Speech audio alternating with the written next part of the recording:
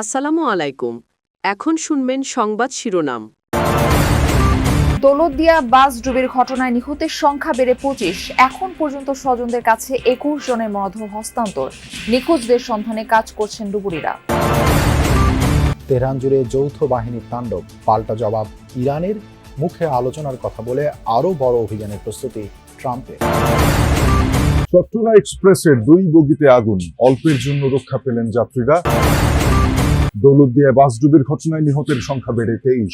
এতক্ষণ শুনছিলেন সংবাদ শিরোনাম, এবার বিস্তারিত। দৌলতদিয়া বাস দুর্ঘটনায় এখনো পর্যন্ত ২৫ জনের মরদেহ উদ্ধার করা হয়েছে, যার মধ্যে রয়েছে বাস চালকের মৃতদেহ। তার পরিচয় শনাক্ত করা হয়েছে।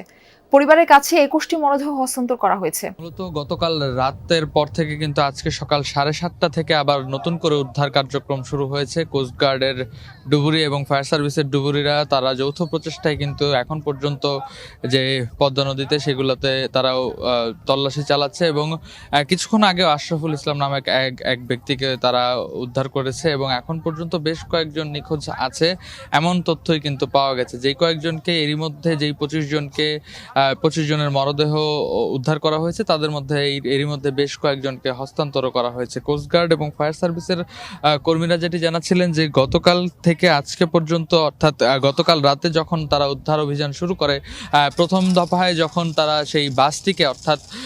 সেই বাসটিকে উদ্ধার করার পরপরই কিন্তু তারা যারা নিখোঁজ যাত্রীরা ছিল তাদের উদ্ধার কাজে তারা নেমে পড়ে।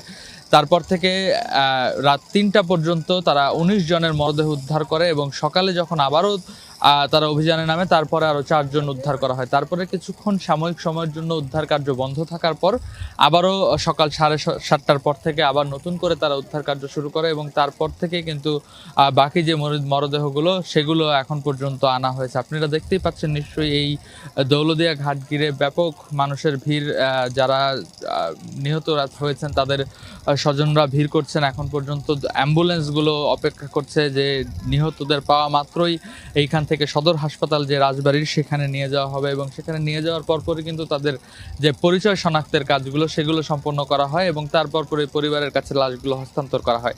এখন পর্যন্ত ২ জনের যে নিখোঁজের খবর রয়েছে, দুইজন, অর্থাৎ সকাল থেকে আমরা দেখেছি যে বেশ কয়েকজনের আত্মীয় স্বজন এসে কিন্তু এই যে মার্কিন প্রেসিডেন্ট ডোনাল্ড ট্রাম্পের চলমান যুদ্ধবিরতি আলোচনার দাবির মাঝেই ইরানে অব্যাহত যৌথ বাহিনীর হামলা। মঙ্গলবার শুধু রাজধানী তেহরানেই ঘটল ১২ জনের প্রাণহানি। এছাড়া অন্যান্য শহরে চালানো হামলায় হতাহতের সংখ্যা অর্ধশতাধিক ছাড়িয়েছে। লেবাননে আগ্রাসন অব্যাহত রেখেছে ইসরায়েলি বাহিনী। ২৪ ঘন্টায় কমপক্ষে ৩৩ জনের প্রাণ গেছে। জবাবে হিজবুল্লাহর রকেট হামলায় এক ইসরায়েলির মৃত্যু হয়। এর আগে ইসরায়েলি ভূখণ্ড লক্ষ্য করে একাধিক ক্ষেপণাস্ত্র ছড়ে ইরানের রেভলিউশনারি গার্ড IRGC। ইসরায়েলের মধ্যাঞ্চলে ক্লাস্টার মিসাইলের আঘাতে বেশ কয়েকজন আহত হন। উত্তরাঞ্চলেও পাওয়া যায় ক্ষয়ক্ষতির তথ্য। এছাড়া আরব আমিরাতে ইরানের হামলায় মরক্কোর এক নাগরিক নিহত হয়েছে। মুখে কূটনৈতিক সমাধানের কথা বললেও ইরান ঘিরে ভেতরে আরও বড় অভিযানের প্রস্তুতি নিচ্ছে যুক্তরাষ্ট্র। নতুন করে মধ্যপ্রাচ্যে কয়েক হাজার সেনা পাঠাচ্ছে দেশটি। বার্তা সংস্থা রয়টার্স সহ একাধিক সংবাদ মাধ্যমের প্রতিবেদনে উঠে এসেছে এই তথ্য। সংবাদ মাধ্যমগুলো বলছে যুক্তরাষ্ট্রের বিশেষ ফোর্স ৮২তম এয়ারবর্ন ডিভিশনের ৩টি ব্যাটালিয়ন থেকে প্রায় ৩,০০০ সেনাকে মধ্যপ্রাচ্যে মোতায়েনের পরিকল্পনা করেছে ওয়াশিংটন। স্থল অভিযানে পারদর্শী ২৫০০ মেরিন সেনাও রয়েছে মধ্যপ্রাচ্যের পথে। যুদ্ধের চতুর্থ সপ্তাহে এসে কিছুটা নরম সুর মার্কিন প্রেসিডেন্ট ডোনাল্ড ট্রাম্পের। আলোচনার মাধ্যমে ইরানের সাথে বিরোধ নিষ্পত্তির ইঙ্গিত দিলেও অবশ্য রণক্ষেত্রে কোনো পরিবর্তন আসেনি। এখনও ইরান জুড়ে লাগাতার জোরালো হামলা চালিয়ে যাচ্ছে মার্কিন বাহিনী। এবার ওয়াশিংটনের পরিকল্পনায় মিলল অভিযানের পরিধি আরও বাড়ানোর আভাস। নতুন করে মধ্যপ্রাচ্যে বিশেষ ফোর্স ৮২তম এয়ারবোর্ন ডিভিশনের ৩টি ব্যাটালিয়ন থেকে কয়েক হাজার সেনা পাঠানোর পরিকল্পনা করেছে পেন্টাগন। সূত্রের বরাতে বিভিন্ন সংবাদ মাধ্যম বলছে এই সংখ্যা প্রায় ৩,০০০। ৮২তম এয়ারবোর্ন ডিভিশনের কুইক রিঅ্যাকশন ফোর্স নামে বিশেষ এক বাহিনী রয়েছে, যাদের মাত্র ১৮ ঘন্টার মধ্যে বিশ্বের যে কোনো প্রান্তে মোতায়েন করা সম্ভব। তাদের কবে নাগাদ মধ্যপ্রাচ্যে পাঠানো হবে সেটি জানায়নি মার্কিন সূত্র। কোন দেশে হবে অবস্থান সে বিষয়েও কোনো। চট্টগ্রামের ভাটিয়ারীতে ঢাকাগামী চট্টলা এক্সপ্রেস ট্রেনে অগ্নিকাণ্ডের ঘটনা ঘটে। আধা ঘন্টা আগেই আগুন নিয়ন্ত্রণে এসেছে। এই মুহূর্তে আসলে যে বগিতে আগুন লেগেছে এবং যে পাওয়ার কারে আকারে আগুনটি আসলে সূত্রপাত বলে ধারণা করা হচ্ছে। সেই বগিগুলোতে আসলে একটু ফায়ার সার্ভিসের যারা সদস্যরা রয়েছেন তারা একটু খুঁজে দেখার চেষ্টা করছেন ভিতরে কেউ আটকা পড়েছে কিনা বা কেউ সেখানে রয়েছেন কিনা। তবে কিছুক্ষণ আগেই রেলওয়ের যারা ঊর্ধ্বতন কর্মকর্তা এবং ফায়ার সার্ভিসের যারা কর্মকর্তারা এখানে এসেছেন তারা আসলে বলছেন যে ভিতরে কেউ আটকা পড়া নেই এবং যারা যাত্রীরা ছিলেন তারা আসলে আগুন ছড়িয়ে পড়ার আগেই তারা নিরাপদে সরে এসেছেন। এবং এই অগ্নিকাণ্ডের কারণ কি আসলে সেটি তদন্তে রেলওয়ে কর্তৃপক্ষ কিন্তু ইতিমধ্যেই 4 সদস্যের একটি তদন্ত কমিটি তারা গঠন করেছে এবং সেই কমিটি আগামী 2 দিনের মধ্যেই এই যে ঘটনা সেই ঘটনার কারণ কিংবা এখানে কি ঘটেছিল সেই বিষয়গুলো আসলে তারা খুঁজে বের করার চেষ্টা করবেন। আমরা যতটুকু যাত্রীদের সাথে কথা বলেছিলাম তারা আসলে বলছে যে সকাল 6টায় এই Chattala express Chattogram railway station থেকে ঢাকার উদ্দেশ্যে ছেড়ে যাওয়ার কথা থাকলেও সেটি কিন্তু আধা ঘন্টা দেরিতে আসলে ছেড়ে এসেছে এবং যখনই তারা প্রায় ফৌজদারহাটের কাছাকাছি আসেন তখন থেকে আসলে ট্রেনটি কিছুটা ধীর গতি হয় এবং তখনই আসলে সাধারণ যারা যাত্রীরা রয়েছেন তারা বুঝতে পারেন ট্রেনটিতে আসলে কিছু একটা ঘটতে চলেছে। পরবর্তীতে আসলে নানাভাবে যাত্রীরা বুঝতে পারেন জানতে পারেন যে ট্রেনটিতে আগুন লেগেছে এবং সেটি আসলে দ্রুত ছড়িয়ে পড়ছে। এটি আসলে চালকের দক্ষতা কিংবা যারা এখানকার যারা কর্মকর্তারা ছিলেন আর এটি আসলে সৌভাগ্য বলা চলে। সেটি হচ্ছে যে বিএম গেট অর্থাৎ বাংলাদেশ মিলিটারি একাডেমির খুব কাছেই এই ঘটনাটি ঘটায়।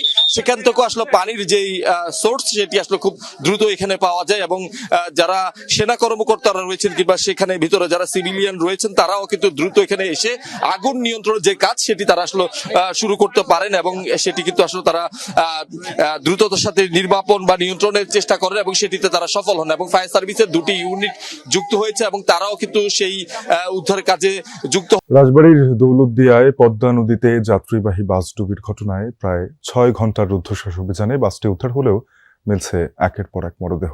এখন পর্যন্ত 23 জনের মরদেহ উদ্ধার করা হয়েছে, নিখোঁজ আরো অনেকে।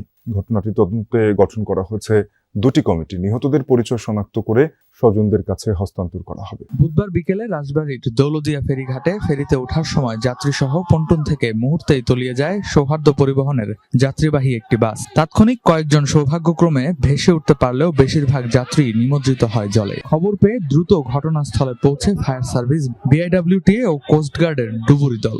কাছেই ছিল উদ্ধারকারী জাহাজ হামজা। শুরু হয় উদ্ধার অভিযান। অল্প সময়েই নিশ্চিত করা হয় বাসের অবস্থান। টেনে তোলার পর পাওয়া যায় একে একে 17 জনের মরদেহ। উদ্ধারকারী জাহাজ হামজার 6 ঘন্টার প্রচেষ্টায় উদ্ধার হয়েছে সৌহার্দ্য বাসটি। এখনো নিখোঁজ প্রায় বেশ কয়েকজনের মরদেহ। প্রত্যক্ষদর্শীদের মতে বাসে ছিল 40 থেকে 45 জন। ফেরিতে ওঠার আগে তাদের কয়েকজন নিচে নেমে এলো, বাকিরা ছিল বাসের ভেতরে। তবে শুরুতে উদ্ধার হওয়া 2 নারীকে হাসপাতালে নেওয়া হলে চিকিৎসক তাদের মৃত ঘোষণা করেন। উদ্ধার হওয়াদের মধ্যে অন্তত 9 জন নারী ও 3 জন শিশু রয়েছে। কয়েকজন আহত অবস্থায় হাসপাতালে চিকিৎসাধীন। নিখোঁজদের খোঁজে চলছে উদ্ধার অভিযান। ঘটনার খবর পেয়ে রাতেই দুর্ঘটনাস্থলে ছুটে আসেন নৌপরিবহন প্রতিমন্ত্রী মোহাম্মদ রাজীব হাসান। দুর্ঘটনার কারণ জানতে রাজবাড়ীর অতিরিক্ত জেলা ম্যাজিস্ট্রেট ও নৌপরিবহন মন্ত্রণালয়ের অতিরিক্ত সচিবের নেতৃত্বে গঠন করা হয় 2টি আলাদা তদন্ত